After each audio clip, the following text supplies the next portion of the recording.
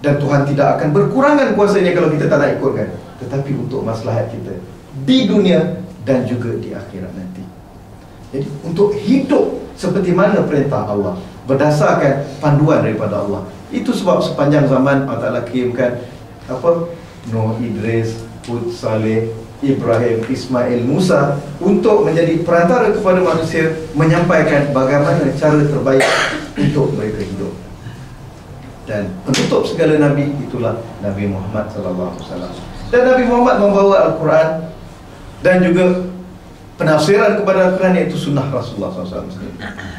Jadi dalam kehidupan kita sebagai doktor Muslim ke, engineer Muslim ke, ustaz Muslim ke, mekanik Muslim ke, engineer Muslim ke, apa saja kita pun, kalau kita Muslim itu panduan kita itu jelas Al-Quran dan juga sunnah Rasul. Ini dinamakan tauhidik worldview.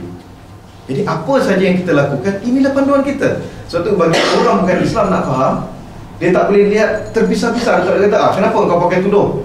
Oh sebab gini. Tak, kita kembali, aku pakai tudung. Kembali kepada konsep pemahaman tauhidik ni. Kenapa kau penat-penat nak semayang, kan? Cari waktu 1 hari 5 kali. Kembali kepada pemikiran tauhidik ni, kan? Konsep tauhid ini, konsep tauhid ini memaksa kita untuk tunduk dan patuh kepada Al-Quran dan menuruti sunnah Rasulullah SAW. Yang keduanya, sebagai doktor Muslim, kita kena sedari tugas kita sebagai mercy agent, kan? Membawa rahmat, membawa ihsan kepada manusia, kan? Jadi dekat sini, seperti mana yang Ustaz katakan tadi, ihsan itu melampaui justice, kan? Sebab justice ini di kacamata manusia, ihsan itu yang Allah Ta'ala berikan kepada kita. Dan sebab tu bila yang antara soalan tentang etis tadi, etis masuk neraka dia tidak, walaupun dia baik, Ustaz kata ya, kalau malang sekali dia dalam Islam, etis akan masuk neraka. Tapi yang pertama Ustaz kata, Tuhan ini rahmatnya membatasi apa yang kita fikirkan. Dia kata macam mana pula? Saya kata etis hidup di dunia, kan? Ya. Ada etis yang kaya raya, kan? Ya. Ada etis yang hidup senang lenang, kan? Ya. Jadi Tuhan adil, telah berikan peluang yang sama kepada dia untuk menikmati kehidupan seperti ini. Tapi dia masih tolak lagi. Dan berdasarkan penolakan dia itu, maka di akhirat nanti dia menerima apa yang sepadan baginya. Jadi dia kata bagaimana pula dengan kerja baik dia tolong orang, dia bantu tak gini. Kita kata neraka itu kan berperingkat dan azab neraka itu kan berbeza. Jadi good luck lah kepada dia. Satu perkara lagi, bila sebut tentang mercy agent, kadang-kadang kita terfikir, kata Ustaz, kalau kita merawat orang bukan Muslim ni, jadi ibadah dia jadi ibadah. Ustaz teringat kepada satu surat yang ditulis oleh Imam Ali radhiyallahu anhu kepada Malik Al-Ashtar, governor dia di Mesir. Antara ungkapan yang disebut oleh Sayyidina Ali ialah dia mengatakan, manusia ini saudara kamu dalam 2 perkara. Muslim itu saudara kamu di dalam iman, di dalam Islam, dan bukan Muslim saudara kamu di dalam kemanusiaan. Dan kerja anda sebagai doktor Muslim adalah untuk menyampaikan rahmat Allah kepada mereka. Saluran rahmat Allah untuk merawat mereka. Saluran rahmat Allah kepada Muslim dan non-Muslim untuk menerangkan cara hidupnya sebaiknya. Saluran rahmat Allah untuk memberikan makna kepada kehidupan mereka. Jadi berdasarkan titik tolak tauhidik tadi, kalau kita bawa kepada rahmah, apa yang kita boleh hasilkan? Pertamanya melaksanakan tugas kita sebagai khalifah. Dan tugas sebagai khalifah dia tidak berhenti kat situ saja. Oleh kerana kita hidup atas panduan Quran dan Sunnah, di dalam Quran disuruh kita untuk apa? Berdakwah, memanggil orang ke jalan Allah, memanggil orang ke jalan iman. Bukan hanya kita nak hidup dalam tauhid, kita nak orang lain juga hidup dalam tauhid.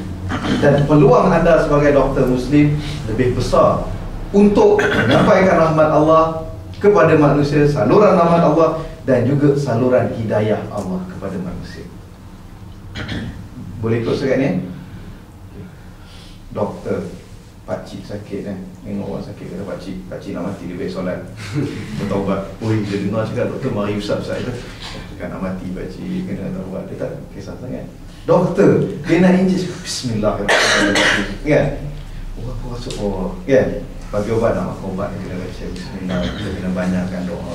Ni obat ni usaha saja. Itu antara, dan itu yang paling komat dan bayang pula kepada orang-orang yang memberikan kerja-kerja kemanusiaan, kan. Itu antara ruang-ruang dakwah yang besar. Malang sekali kalau kita fikir kerjaya doktor ini hanya untuk mencari keuntungan material saja. Jadi hidup kita habis kat situ, tidak bermakna. Amat malang lagi kita kalaulah seperti C itu yang tidak percaya kepada Tuhan, bukan Muslim, tetapi ingin dedikatkan dirinya untuk sampaikan mercy ataupun rahmat kepada rakyat jelata. Satu lagi tokoh yang Ustaz sebutkan siapa tadi? Abdul Aziz Rantisi. Pernah dengar cerita dia kan? Dia amat dekat dengan apa yang berlaku di Gaza sekarang ini. Dia antara orang yang terlibat di dalam menumbuhkan gerakan Hamas bersama Syekh Ahmad Yassin. Malah dia merupakan orang yang ditarbiah oleh Syekh Ahmad Yassin secara direct, sama ada di luar penjara, di masjid-masjid, ataupun ketika mereka berkongsi satu sel di dalam penjara, kan? Doktor kanak-kanak dia, dan malah terkenal di kalangan rakyat Palestin Gaza. Kenapa mereka mencintai Abdul Aziz Rantisi? Dia sering memberikan perkhidmatan percuma kepada rakyat Gaza. Dan satu, kenapa Hamas menjadi begitu kuat kalau di Palestin kita lihat sistem civil society mereka agak kuat. Klinik-klinik mereka berteraburan di Palestin dan memberikan perkhidmatan yang percuma. Kader-kader mereka di dalam membantu rakyat tidak mengharapkan habuan keduniaan. Dan mereka di dalam memperjuangkan kemerdekaan Palestin telah membuktikan dengan jiwa dan raga. Pemimpin-pemimpin mereka seorang demi seorang korban.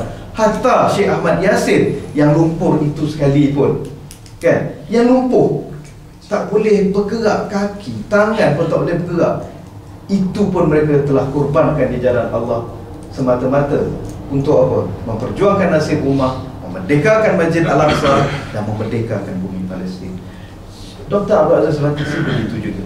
Kita lihat bukan sekadar dia telah terkorban, anaknya, kan, yang juga telah terkorban syahid. Memanglah dia tahu bahawa dirinya itu memang dalam buruan. Sebab tu kalau teringat lagi tahun 2005 ketika dia syahid, 2004 lepas Syekh Ahmad Yassin kena tembak waktu pulang daripada masjid solat subuh, orang cakap dengan dia, wartawan temu ramah, kan, wartawan luar negara tu, dia kata, kau tahu lepas ni kau target, kau tak takut ke? Kau tak nak cari?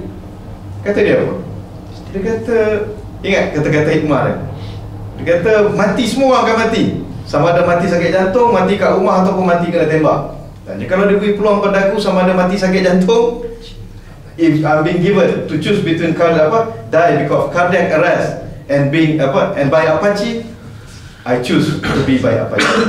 Kenapa? Dia tahu nilai perjuangan itu bukan kematian itu, tapi nilai pengorbanan itu, memperjuangkan hak rakyat, memperjuangkan nasib rakyat, memperjuangkan nasib ummah, memperjuangkan dignity ataupun marwah ummah itu adalah satu kemuliaan di sisi Allah. Dan dia tahu itu sebagai daripada manifestasi rahmah dia sebagai doktor hayati sepanjang hidupnya. Dan dia tahu bahawa itu merupakan nilai perjuangan seorang khalifah yang akan dibawa bertemu dengan Allah SWT. Ya Allah, ini aku telah lakukan. Jadi rakan-rakan sekalian, kalau kita lihat, tugas antum sebagai doktor nanti merupakan ibadah. Tugas antum sebagai jihad dekat mana pun antum berada. Sebab itu dalam perjalanan menuntut ilmu di bumi ini, walaupun Ustaz, apalah belajar medik ni, kita nak belajar ilmu Islam, kita nak belajar nak buat kerja dakwah. Betul, Ustaz tak nafikan. Menimba ilmu Islam merupakan satu kewajipan bagi anda sekalian, merupakan kefarduan. Takkanlah kita ilmu Islam ni semenjak sekolah rendah, sekolah menengah, kemudian apa yang kita duk amal ni pada sekolah menengah je, tak bertambah-tambah. Sedangkan ilmu lain duk bertambah kan, ilmu internet lagi bertambah kan. Mula-mula YouTube, sekarang ni apa, ada baru punya yang Linux punya kan. Oh, tak tahu kan? Okay. Ilmu perbatannya bertambah, takkan Islamnya dan peluang kita di bumi kafir ini, bumi tidak kafir, bumi Allah merata. Kita berada di bumi majoriti non-Muslim ini, mencelikkan mata kita, menggegarkan minda kita untuk bersikap lebih terbuka dan lebih mencari. Ini yang apa ni, Dr. Mazhar akan sampaikan nanti dalam kerangka untuk membawa kita mempertingkatkan ilmu kita, mempertingkatkan keimanan kita.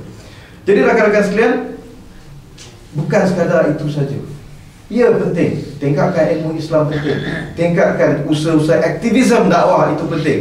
Tetapi juga sama pentingnya penguasaan terhadap kepakaran yang kamu sedang belajar.